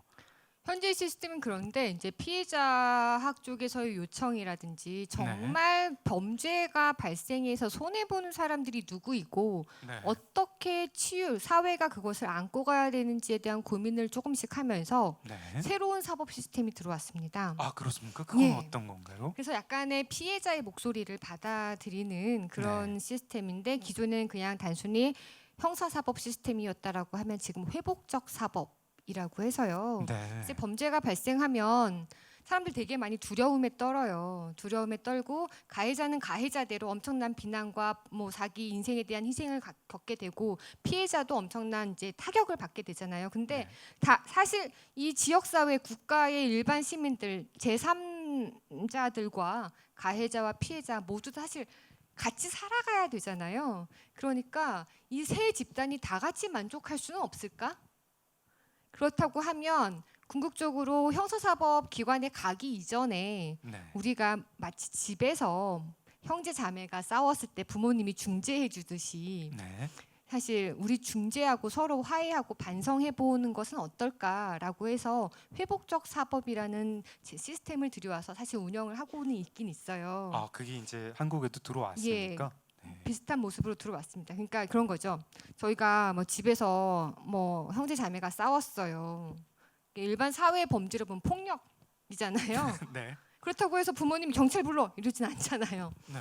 예, 이게 사건이 벌어졌으니까 경찰 불러 이렇게 안 한단 말이에요. 왜 싸웠어? 뭐 때문에 때린 거야? 뭐 너는 얼마나 힘들었어? 이런 얘기하면 지난 얘기들 다 나오잖아요. 사실 일방적인 가해와 일방적인 피해는 없기 때문에 피해자는 뭐 때문에 자기가 화가 나서 울고 있는지 가해자는 왜 자기가 그런 행동을 하게 되는지 이야기를 하죠. 근데 그렇게 성토 대회를 집에서 하다 보면 아 그때 엄마가 이렇게 했어가지고 내가 억울해가지고 그때 다 나옵니다. 잘못이 없는 집단이 없어요. 그러면 다 같이 결론이 어떻게 나냐면은 뭐 나도 잘못했고 다시는 안 할 거고 엄마 아빠는 어떻게 바뀌어야 되고 이런 이야기를 하면서 다시 회복돼가지고 집에 굴러가요. 이게 사랑하니까 이렇게 할 수 있는 거거든요. 네. 그러니까 사실 사회에서 너무 사람들을 타자화하지 말고 사실 기본적인 철학은 그래요. 회복적 사법에서도 피해자가 원하는 것은 회복할 수 있고 가해자도 사회에 다시 재통합할 수 있고 지역사회 사람들도 이 둘을 다 배척하고 비난하고 이러지 말고 받아들이고 같이 안고 가야 하니 우리도 변해야 되지 않겠냐. 우리의 역할도 있다라고 이야기를 하는 것이 이 회복적 사법이긴 합니다. 예. 저희가 굉장히 거대한 이야기를 하고 있어가지고 저는 막 머리가 얼얼합니다. 그러니까 지금 한국에 뭐 들어왔다고는 하지만 여전히 한국의 기본적인 예. 형사사법 시스템은 가해자 위주죠. 처벌 예. 위주이고 예. 피해자의 회복 또는 피해자가 그 형사사법 시스템에서 중심에 있지는 않은데 이거를 조금 이제 방향을 돌려보자. 예. 그리고 지금 그런 시도들이 들어오고 있다는 말씀이시고요. 예. 언뜻 떠오르는 생각은요. 몇 가지 딜레마 같은 생각도 들어요. 예를 들어가지고 어떤 많은 경우에 사회적 강자가 이제 범죄 가해자가 되고 사회적 약자가 이제 피해자가 됐을 경우에 뭐 갑을 관계인 경우도 있고 또는 뭐 어떤 성범죄인 경우도 있고 대부분은 그 또 이제 어떤 후진적인 사회에서는 이걸 법정에 안 가져가고 아 다 좋은 게 좋지 뭐 하면서 법정으로 안 가져가고 이렇게 겉으로는 이게 회복적 어떤 절차라는 회복적 해법이라는 그 간판 아래서 사실은 제대로 된 처벌을 안 하는 그런 게 좀 있지 요즘으로 않습니까? 현재 시스템에서 이야기한다면 합의 같은 합의의 탈을 쓰고 네. 예, 이렇게 가는 것은 아닐까 우려스럽다는 말씀이신 피해자가 거죠. 고발을 하지 않을 경우에 이게 공소가 되지 않는 범죄의 경우에 가해자가 예. 계속 합의를 종용을 하고 시달리다 못한 피해자가 합의를 해주고 이제 해결이 됐지만 뭐 합의를 할 때는 뭐 주변 사람들 온갖 사람들이 와가지고 뭐 인생 이렇게 끝나게 해야겠냐 그쵸. 얘를 뭐 예. 이러면서 뭐 하는데 사실은 거기서는 저는 이게 그냥 법정으로 가가지고 판사가 벌을 내리게 하는 게 더 피해자를 위한 거 아닐까 뭐 이런 생각도 듭니다. 그러니까 이 회복적 사법에서 기본적인 핵심 요인은 가해자 피해자가 모두 다 동의를 해야 됩니다. 아, 원해야 되고요. 우리가 그런 질문을 하게 되는 이유가 여전히 형사사법 시스템 틀에 있기 때문에 그래요. 딱 사건이 발생하면 그 다음 단계 경찰, 그 다음 단계 검찰, 그 다음 단계 법원 네. 빨리 선고가 나야 되고 이런 생각을 한단 말이에요. 근데 네. 사실 사건이 발생하게 되면 피해자마다 회복의 시간이 다 달라요. 예, 그렇기 때문에 본인이 원할 때 그것을 할 수 있어야 되는 거죠. 그러니까 생각보다 형사사법 시스템에서 진행하는 그 과정보다 매우 더디게 진행이 될 수밖에 없죠. 방금 말씀하신 것처럼 그냥 판사가 이렇게 하듯이 이런 식으로 하게 된다면 어떻게 보면 현재 형사사법 시스템 방식으로 운영을 그대로 그 틀에서 벗어나지 못한다면 정말 피해자에게 용서를 그냥 지속적으로 강요하는 시스템밖에 안 될 거예요. 그렇기 때문에 현재 시스템을 좀 잊고 좀 시간을 개개인에게 시간을 주는 게 필요하죠. 근데 말씀하신 것대로 모든 사람에게 개개인 그렇게 커스터마이즈 할 수 있느냐의 문제인데 그렇기 때문에 이런 회복적 사법을 할 수 있는 범죄 유형은 사실 되게 정해져 있습니다. 아, 그렇군요. 예, 강력한 범죄들에서는 사실 하기가 좀 어렵고요. 네, 네. 과실에 대한 거, 의도하지 아. 않았거나 과실에 관한 거 아니면 경미한 범죄 네. 여기로 이제 사실 많이 한정해서 진행을 하고 있죠. 아, 예. 저는 또 하나 궁금한 게 있는데요. 그러니까 제가 만약에 범죄의 어떤 피해자가 됐을 경우를 생각하면 사실 이게 제일 궁금할 것 같습니다. 범인이 잡히건 잡히지 않건, 범인이 처벌을 받건 처벌받지 않건 간에 그러니까 제가 생각하는 좋은 사회는 마치 우리가 큰 재난을 당했을 때 거기에 복구를 국가가 사회가 해주는 것처럼 범죄도 그렇게 뭐 큰 피해를 제가 뭐 만약에 뭐 어떤 가족을 잃는다든가 아니면 제가 뭐 큰 상처를 입는다든가 했을 때 마치 무슨 사회가 이걸 보험제도인 것처럼 네. 이거를 다 도와주는 그런 사회가 될 수는 없을까? 그리고 뭐 그거를 범죄자를 잡는 거하고는 별도로요. 어떤 형사사법 시스템하고는 별도로 범죄 피해자를 우리가 이렇게 돕는 사회를 만들 수는 없을까? 혹시 이제 범죄학 하시는 분들 사이에서는 이런 논의도 있나요? 아니면 또 어떤 해외에서는 그런 좀 어떤 그런 모델 같은 것들이 우리가 배워가지고 한번 도입해 볼 만한 그런 제도 같은 것들이 있을까요? 일단 매우 기초적인 수준이긴 하지만 범죄 피해자 지원 제도가 있기는 있어요. 그렇습니까? 그래서 이제 형사사법 시스템에서도 범죄 피해자가 되면은 사실 일정한 기금에 의해서 사실 좀 지원을 해주고 있거든요. 근데 네. 되게 아까 전에 말씀하신 것 중에 제가 머릿속에 꽂힌 건 보험처럼 네네. 예 이렇게 말씀하셨잖아요. 사실 그래서 이 피해자 지원 제도의 뼈대를 어떻게 잡고 가느냐, 기본적인 철학적 틀을 어떻게 잡고 가느냐에 따라서 그 지원의 모습이 되게 달라질 수 있어요. 네.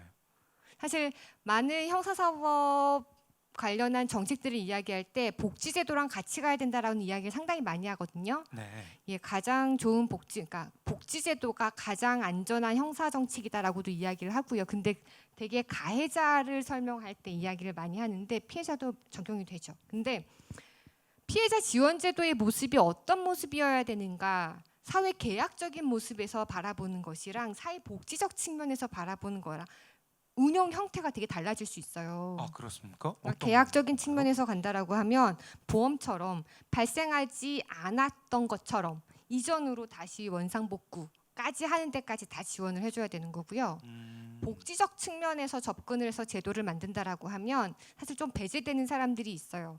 그러니까 매우 취약한 사람들 위주로 지원을 해주는 거고 어느 수준의 정말 최소한의 삶의 질을 유지하는 데까지만 보조를 해주자라는 입장으로 나뉘게 되는 거죠. 그래서 사실 이거는 국민들이 그리고 일반인들도 관심을 갖고 좀 같이 고민을 해야 될 것 같아요. 그렇군요. 그러니까 뭔가 선심을 쓰듯이 이야기를 한다라고 하면 그냥 정말 보험처럼 발생하지 않았던 것처럼으로 다시 원상복귀해 주세요라고 이야기할 수 있죠. 근데 돈이 많이 들어간단 말이에요.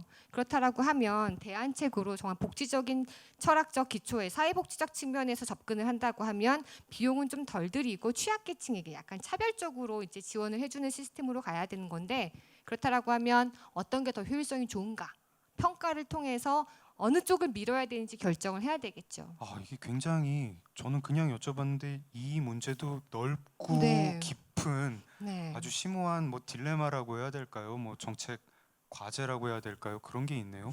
저희가 그냥 막연히 바라기에는 제가 살다가 무슨 범죄를 당하면 이렇게 뚝 떨어지지 않고 다시 이렇게 어떤 다른 사회의 도움으로 범죄 이전으로 올라오길 바라는데 그건 재원이 많이 들고 만약에 뚝 떨어져가지고 어느 이하까지 떨어질 것 같으면 여기까지는 못 가게 이렇게 막아야 되는 것인지 그것도 그 기초 밑에는 심지어 어떤 굉장히 철학적인 네. 이게 사회 계약이냐 또는 사회 복지의 문제냐 어렵죠.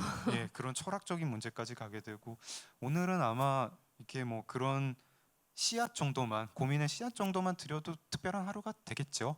네 저희가 제가 뭔가 이렇게 답변하는 시간이 한 30분 교수님이 답변하는 시간이 한 30분 됐는데 이번엔 저희 두 사람 다 한번 답변해 보는 시간으로 한 30분 해보겠습니다. 네네네. 사전 질의를 이렇게 오신 분들께 미리 받았고요. 그래가지고 질문이 몇 개를 한 10개 정도 있습니다. 그 중에 하나씩 제가 교수님께 또 교수님이 저에게 하나씩 먼저 질문하고 답변을 하고요. 그 다음에 여기 그냥 이제 객석으로 마이크 넘겨서 질문 궁금하신 거 저희 지금 이야기 나눈 대화한 내용이 있으니까 듣고 궁금하신 거 있으면은 즉석 질문을 받아보겠습니다. 질문이 없으면 다시 사전 질의를 한번 그럼 받아보겠습니다. 저희가 먼저 이렇게 하는 건가요? 네. 제가 사실 이렇게 유명한 분을 만나는 게 처음이어서 개인적으로 질문이 너무 많은 거예요. 안 유명합니다.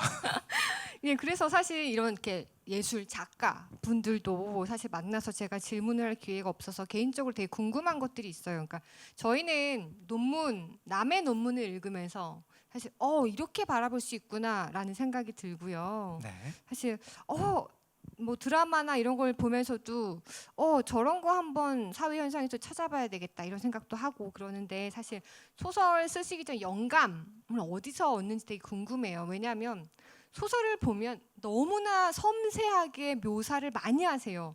이게 정말 남자분인데 이거 여자가 쓴 건가? 이런 생각이 들 정도로 여자의 심리와 상태도 너무 섬세하게 하시고 그래서 심지어 뒤에 출처를 보면 이 정도를 보고서 이 정도의 감흥과 디테일이 나올 수 있을까? 이런 생각이 들 정도란 말이죠.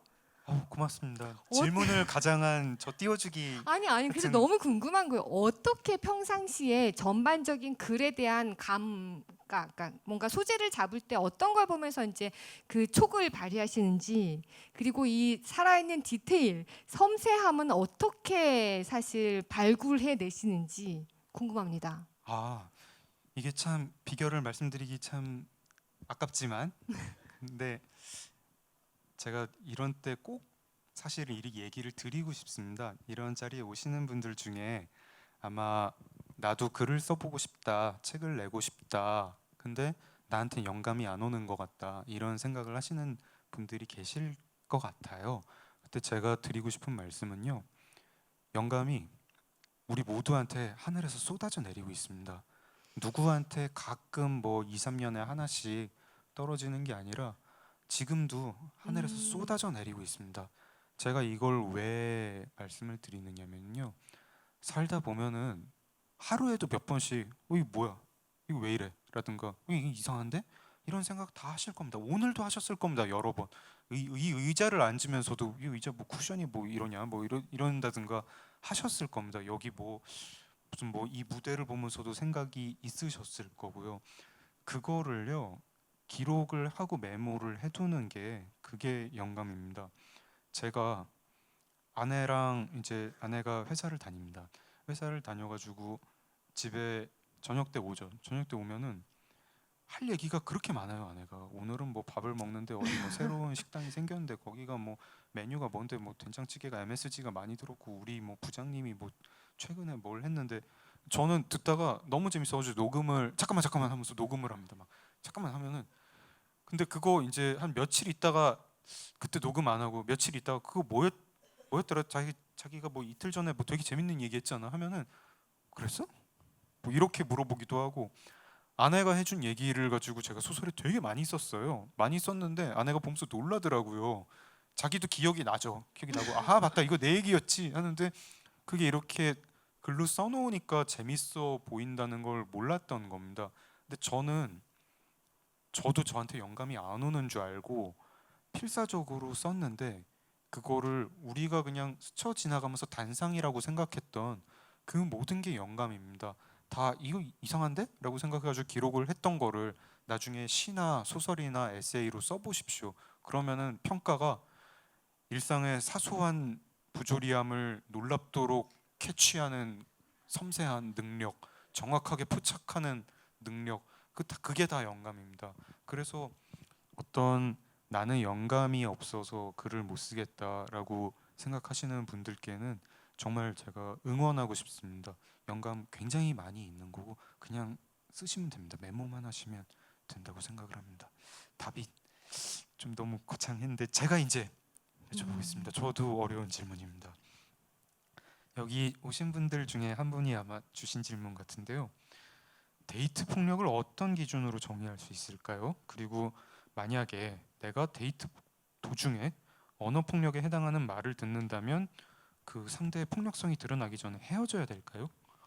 개선의 방법은 없을까요? 질문 어렵죠? 네, 어렵습니다. 네.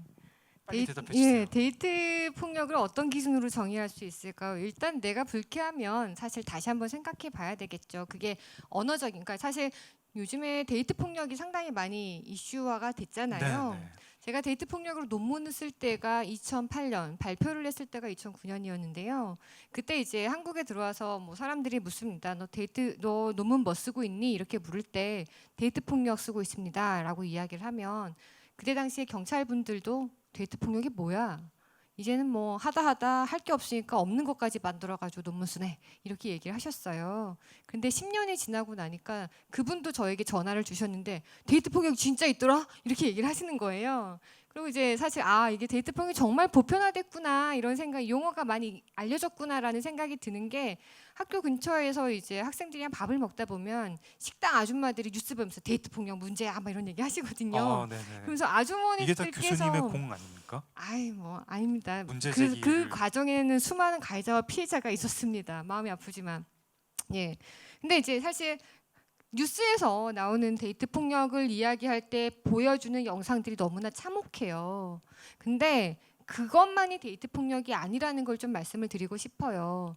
일단 법적으로 처벌받을 수 있느냐에 대한 문제로 넘어가서 처벌받는 거 뭐 사실 뉴스에 나오는 건 처벌받을 수 있는 수준의 모습을 보여주면서 데이트 폭력이다라고 이야기를 하고 있지만 네. 데이트 폭력은 그런 물리적인 폭력 이외에도 사실 언어적인 거, 성적인 거, 심리적인 거 다 포함되고 있습니다. 그래서 사실 나를 불편하게 하는 것들, 나에게 집착, 사랑이라는 이름으로 집착을 보이는 것들이 다 폭력이 될 수 있고요. 네. 내가 원치 않는 방향으로 관계를 이끌고 나가는 것들에 대해서는 다 의심을 해봐야 됩니다. 근데 이 사람이 폭력성을 드러내고 있습니다. 헤어져야 될까요? 아니요. 그럴 필요 없어요. 사실 저는 사랑하는 관계를 잘 유지하는 것이 되게 중요하다고 생각을 해요.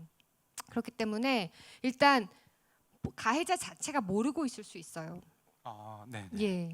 그러니까 뭐 주변에 지금까지 살아온 경험에 비춰서 그리고 혹은 친구들의 영향으로 인해서 피해자에게 그런 연인에게 하는 그런 말들이나 행동이 그 상대방에게는 큰 고통이나 두려움이나 위협이 될 수 있다는 걸 인지 못하는 경우가 다반사입니다. 그렇기 때문에 상당히 이게 불쾌하다 혹은 위험한 것 같다라고 이야기를 하고 바꿔보자라고 이야기를 먼저 해보는 게 되게 중요한 것 같습니다. 사실 제가 이 데이트 폭력 이야기를 할 때 저희 남편 이야기를 안 할 수가 없는데요.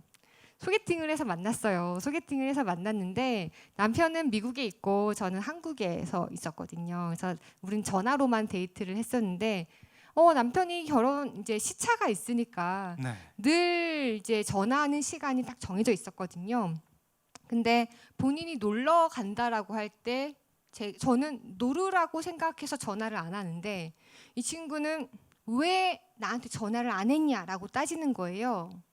놀으라고 전화를 안 했어라고 했는데 이 친구는 넌 나에게 관심이 없구나 이렇게 얘기를 하는 거예요. 네네. 그래서 집착이 필요해라고 이제 표현을 하면서 제가 했던 이야기가 내가 당신을 지금 잘 모르지만 당신이 나를 만나기 이전에 만났던 연인들과 상당히 폭력적인 관계에 노출이 됐던 것 같다. 그런 집착을 요구하고 집착을 바라는 관계는 옳지 않아. 그리고 당신이 나한테 계속 이런 걸 요구한다면 미안하지만 우린 만날 수가 없어. 난 이걸 되게 폭력적으로 생각해. 그렇게 이야기를 했죠. 그러니까 이 친구 깜짝 놀라는 거예요. 나 예. 그럴 의도 없었어. 막 이러면서 이야기를 하더라고요. 그래서 사실 서로가 원하는 방향에 대한 이야기를 하면서 풀어 나가는 게 맞고, 어떤 게 좀 더 올바른 방향이냐, 이상적인 방향이냐에 대해서는 사실 많이 제시를 해줘야 되는 것 같아요. 그냥 사실 제가 너 좋아해서 전화 50번씩 하는 거야 이렇게 말해주는 친구들 말고요. 걔 좀 위험하다. 걔한테 전화하지 말라고, 이런 건 사랑이 아니라고 이야기해주는 사람들이 많아져야 되는 것 같아요. 그래서 언어도 욕하는 관계, 내가 수용하니까 괜찮아가 아니라 나를 존중해주지 않는 것 같다라는 표현을 제대로 하는 것이 좀 중요한 것 같습니다. 아, 제가 질문 주신 분이 뭐 이런 고민까지 해가지고 질문을 주신 건지는 조금 모르겠는데, 그냥 제가 답을 듣다가 또 이제 질문 보다가 조금 추가 생각이 난 건데요. 그러니까 어쨌든 상대가 폭력적인 언어를 하고, 아직 폭력적인 행동까지는 안 했는데 폭력적인 언어를 하고, 물론 뭐 이렇게 잘 그런 나의 의견을 말해서 잘 됐으면 좋겠지만 차라리 헤어지는 게 낫지 않을까? 이 사람은 폭력성이 있는 사람이고 조만간 데이트 폭력을 저지를 것이다. 그 헤어지는 게 낫지 않을까 하는 그런 기준 같은 게 있을까요? 어느 정도면은 이거는 아닌 것 같다. 저는 하루에 50번씩 전화하면은 그 개선의 그러한 개전의 정의. 그렇죠. 되게 중요한 질문 같아요. 저도 예. 사실 깊게는 생각을 안 해보고 지금 네. 문득 든 이야기 생각을 이제 좀 말씀을 드려보면, 네. 그런 이야기를 표현했을 때 들으려 하지 않고 상대방 탓을 하는 사람이라면 음. 조심해야 될 것 같습니다. 예, 개선의 그렇군요. 여지가 없죠. 예, 일단은 뭐 이렇게 워낙 그 어떤 커플마다 또 사람마다 예, 개별성이 있으니까 지금 뭐라고 이렇게 일반화는 못하겠지만 예. 좀 예, 내가 너를 위해서 이렇게 한 것이고, 예, 너 그렇군요. 탓이고, 너가 잘못했기 때문에 내가 이렇게 하는 것이라고 이야기한다면 조금 위험할 수 있으니까 더 신중해져야 될 것 같다라는 생각이 듭니다. 알겠습니다. 저희 한번 질문을, 네. 사실 장강명 작가님께도 그렇고 질문을 한번 받아보도록 하겠습니다. 좀 궁금한 사항 있으시면 네. 예. 저하고 교수님이 이렇게 사전 질의를 빨리 답을 드려야 됐는데 각자 아내와 남편 이야기하다가 너무 길어져가지고 네. 뭐 아무거나 괜찮습니다. 네. 맞습니다. 저 두 분께 다 질문 있는데요. 네. 저 장강명 작가님 너무 팬이고 너무 좋아하는데, 지금까지 소설도 다 너무 좋은데 에세이도 너무 재밌게 봐서 혹시 다른 에세이 출간 계획은 없으신지? 아, 예. 제가 저 먼저 홍보 그냥 홍보 짧게 홍보 네. 시간입니다. 예. 아, 예, 있습니다. 있고요. 저는 제가 살면서 이제 아내랑 우여곡절 끝에 결혼한 게 뭐 되게 책으로 써보고 싶어서 그걸 에세이로 냈고, 제가 회사를 좀 극적으로 그만뒀는데 그거 과정이랑 그 다음에 1년 정도 되게 암울했거든요. 그 얘기도 한번 에세이로 써보고 싶습니다. 근데 소설보다 에세이가 좀 쓰기가 쉽더라고요. 그리고 저는 일단 제가 소설로 뭔가 좀 한번 일가를 이뤄보고 싶어서, 너무 에세이만 쓰다 보면은 계속 쉬운 것만 하게 될 것 같아가지고 지금 어떤 힘이 있을 때 좀 소설에 조금 더 집중을 해보고 싶습니다. 쓸 때까지 꼭 펜으로 남겨주십시오. 네. 교수님 질문 받으실 차례네요. 두 분께 질문 두 가지 정도 있는데요. 네, 그러니까 네. 저도 법학을 전공하고 있고 그래서 좀 여쭤보고 싶은데, 그 현행 제도 중에 범죄 피해자 구조 청구권이라는 게 있잖아요. 네, 네. 혹시 그 부분 어떻게 생각하시는지 궁금하고, 좀 개인적 견해도 궁금하고요. 그리고 두 번째는 그 데이트 폭력에 관해서 거의 10년 전에 글을 쓰셨잖아요. 그러니까 그만큼 되게 촉이 좋으시고 많이 그러니까 정보가 좋으실 텐데, 그러니까 지금 현재 우리가 조심해야 될 부분, 그러니까 잘 알려지지 않았지만 조심하거나 많이 관심을 가져야 될 범죄 유형이라던가 그런 부분이 좀 궁금합니다. 일단 피해자 지원 제도에 대해서는 사실 어떠한 관점에서 바라보느냐에 따라서 상당히 할 얘기가 많은 것 같아요. 그래서 조금 더 그 지원의 범위라든지 이런 것들이 좀 더 깊어지고 넓어져야 되지 않을까라는 생각이 많이 들고요. 매우 초보적인 수준이라는 생각이 좀 듭니다. 그래서 가해자에 대한 권한을 사실 보장하는 것만큼 피해자에 대해서도 좀 더 사법 시스템이 신경을 더 많이 쓰는 방향으로 됐으면 좋겠다라는 생각이 들고요. 개인적으로 사실 촉이 좋다고는 생각을 하지는 않아요. 사실 이런 걸 이야기를 할 때 제가 데이트 폭력에 대한 논문을 쓰고 있다라고 할 때 많은 한국의 학계에서는 제가 여성이다 보니까 학계의 잔다르크가 되지 말아라 이런 이야기 하거든요. 그러니까 여성에 대한 이야기라든지 여성이 피해자가 되는 이야기를 했을 때 대중이 받아들이기가 힘들고 학계가 받아들이기 힘들다라고 이야기를 했는데 저는 촉은 아니고 그런 것들을 조금 더 좀 방어벽을 칠 수 있는 용기 정도가 저를 지금 이렇게 만들지 않았나라는 생각이 조금 들어요. 근데 두 번째 질문이 정확하게 뭐였죠? 예. 그러니까 저희가 요즘 시대에 주의해야 할 범죄. 사실 댓글 부대의 범죄 형식이 그렇지 않을까라는 생각이 들어요. 사실 현재 이제 법학을 공부하고 계시니까 현재 사법 시스템은 되게 오프라인 범죄 위주로 꾸려져 있거든요. 그러다 보니까 저는 오프라인 상에서의 범죄가 고스란히 온라인 상으로 옮겨질 수 있다라고 생각을 해요. 그렇기 때문에 그대로 적용 가능할 수 있어야 되는데 안타깝게도 법은 늘 느려요. 법은 늘 느려서 법적 지체 현상이 늘 있기 때문에 다 터진 다음에서야 대책을 마련해요. 그러다 보니까 그 안에서 소외되는 사람들은 늘 발생하고 피해는 피해 그대로 남게 되는 문제가 있는데 사실 법은 알아야지 바꿀 수 있거든요. 그냥 가만히 있으면 아무도 바꿔주지 않습니다. 그렇기 때문에 저는 온라인상에서 발생하는 문제들에 대해서 조금 더 관심을 가졌으면 좋겠고 그 관심이 법을 만드는 데까지 개정하는 데까지 좀 영향을 미칠 수 있으면 좋을 것 같습니다. 오늘 문화예술 명예교사 특별한 하루가 뭐 숙제까지 주는 막 그런 관심을 가지셔야 됩니다. 네. 저희가 조금 더 이렇게 말씀을 나눌 수 있으면 좋겠는데 지금 분위기도 너무 좋은데 제가 이제 이 행사를 준비하신 분들과 함께 서울에서 왔습니다. 곧 기차가 9시 조금 넘어가지고 출발을 해야 되고 또 끝나고 뭐 잠깐 여기서 뭐 저희 뭐 이렇게 사진도 같이 찍고 할 시간을 조금 확보하기 위해서 여기서 일단은 마이크는 내려놓을까 합니다. 예, 교수님 그럼 제가 어떠셨나요, 오늘? 마무리할까요? 네네네. 예. 사실 대본을 주셨어요. 그래서 제가 마무리를 하도록 하겠습니다. 오늘 그러니까 긴 시간 함께해 주셔서 너무 감사하고요. 앞으로도 문화예술 명예교사 사업 특별한 하루는 다양한 명예교사를 모시고 다양한 이야기를 나눌 예정입니다. 홈페이지나 페이스북을 통해서 오늘의 이 주제 말고도 다양한 남은 주제에 대해서 좀 관심을 갖고 참여해 주시면 감사하겠습니다. 오늘 시간 내주셔서 너무 감사합니다. 네, 고맙습니다.